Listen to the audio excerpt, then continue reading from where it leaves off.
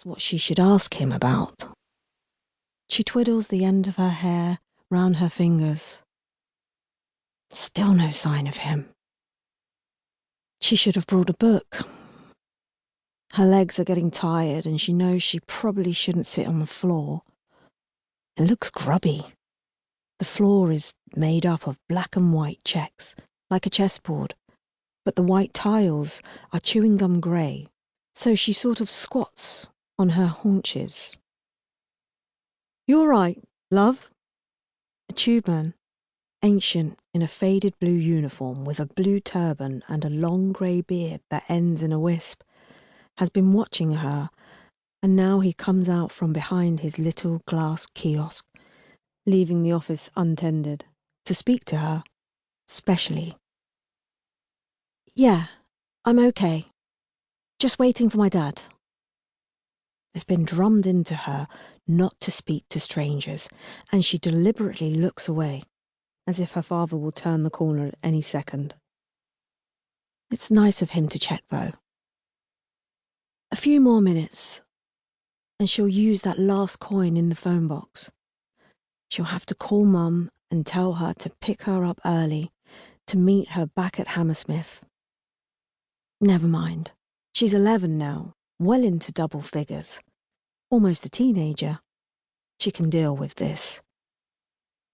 What is it that Mum always says? There's worse things happen at sea. She goes out onto the pavement, into the roar of the traffic, where the flyover meets the main road. There's a red phone box a few steps from the station. The door is heavy to push open, and inside it smells of wee and ashtrays. She has to stand up on tiptoe to reach the receiver. Around the edges of the phone box, cards have been stuffed into the glass panes and stuck onto the doors. Pictures of naked women, turning so their bums are high in the air, showing off their G-strings, not really smiling. Some of the cards are trampled on the ground, and she can't help standing on them, on their massive boobs, and feels bad. The receiver is so heavy too, like a brick, and damp from other people's breath. And she steadies herself with one hand, though she doesn't want to touch anything in this phone booth. She stands on tiptoes and dials her home number, then follows the instructions to pay when the tone sounds. "Mum," she will say. She rehearses it in her mind. "It's fine.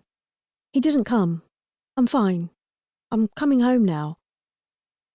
Please can you pick me up at the station?" She lines up her 10-pence piece carefully at the slot. Clunk. It's in the bowels of the machine. There is no ringing, just the dialing tone. It's eaten her coin. She bangs at the telephone cradle and sticks her fingers in the change box below to see if the coin will roll back down. It's lost. She rummages around in her backpack to see if there might be another 10-pence in there somewhere, although she knows there won't be. She's very careful to keep any coins that come into her possession in her purse. The only other things in her bag are an apple, slightly brown, and an old copy of Smash Hits, which she's read about 7 times, and which has crinkled up. She'd better go back on the tube to Hammersmith, and then she'll find her way back from the station to home. She's pretty sure she knows the way. The ticket in her hand has gone damp and bent, so she can only feed it through the barrier by smoothing it out in the palm of her hand, like one of those cracker gifts, a red fortune-telling fish. She has one at home. You have to smooth it out with your fingers and make it curl upwards to say yes, or arch backwards to say no. Like a dying fish out of water, a shining, flapping thing. Still, she can't get this ticket straight.